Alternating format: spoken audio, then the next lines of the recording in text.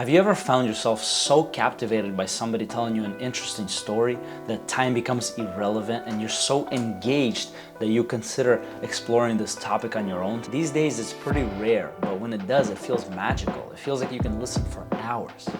A few months ago, I had a wake-up call from my brother. As I was sitting on his couch showing him a bunch of hilarious, super funny memes, he finally snapped. He had enough. He turned to me, "Bro, nobody cares about your memes. Show me something useful. Show me something that's gonna help me grow. Show me something interesting." It stung in the moment, but it was also thrilling. It woke me back up to a reality that I had been hitting snooze on.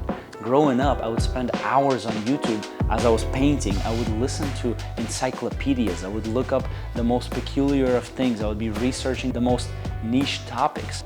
Then social media exploded. Instagram, Snapchat, other fast-paced platforms took over. I, as well as many others, got sucked in, doom scrolling at the slightest whiff of boredom.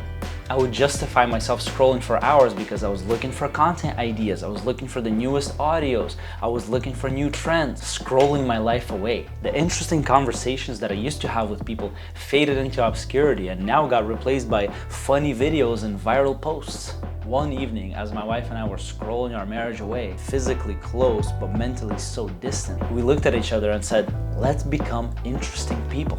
We're in an age where algorithms are masters at keeping us hooked. We scroll for hours daily, sharing useless videos to fill a certain social void, get lost in life hacks and funny videos instead of living our own. There's a quote that perfectly encapsulates this.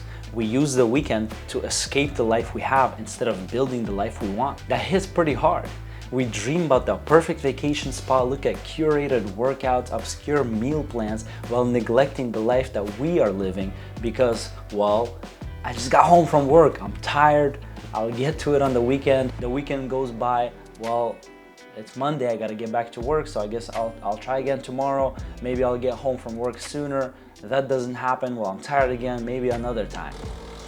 It is important to start moving, even if it's the tiniest of steps. Realize that anything that gets you forward, no matter the distance, is infinitely better than staying in the same place. As I was cycling with my friends the other day, we went over 32 miles and climbed like 1,600 feet of elevation. There were times when I would look up at the hill and I thought, there's just no way I have it in me to get to the top. But then I would look down and I knew I had one more push in me. I wasn't fighting to get all the way up the hill with one leap. I was fighting to get my wheel 1 foot forward with every push, another foot forward with every pull.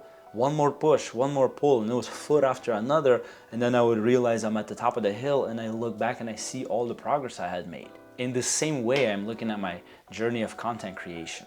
I'm not looking at 1 million subs right this second, but I'm looking at the 19 that I have with just one push. So, one more push and maybe I'll be at 20. Another push and maybe I'll be at 21. It's not a numbers game, but it feels good to put my ideas out there and see them come to life. Creation allows me this, to have an idea that strikes me, realize that idea and share it with others. I am choosing to look down and enjoy the journey, from script writing to filming to editing to re-editing. Finally pursuing the ideas that I had only been roaming in my mind up until then allows me to see how incredible or how silly they are. It gives me a bigger picture and an ability to grow, to learn, to adapt, to correct, and to improve. Sometimes I think about when I used to play Minecraft back in the day with my buddies. My favorite part was creating a new world. It was a fresh start, a world of possibilities. You weren't tethered to anything, there was no agenda, no schedule, no responsibilities. You could try and do literally anything you could imagine. This is what YouTube is to me at this moment. It is a new journey where I get to explore all the things that I've been dreaming up and imagining, all the filming techniques that I've been putting on the back burner. It allows me to rekindle my love for writing. Instagram doesn't really appreciate that because anything that's longer than a minute is way too long for our new attention span.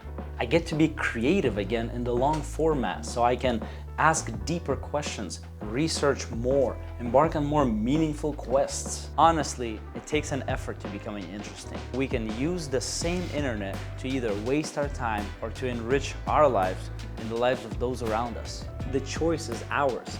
Pick up a book, ask deeper questions, get to know the people around you and their stories, learn a new skill, avoid being just another Instagram meme distributor.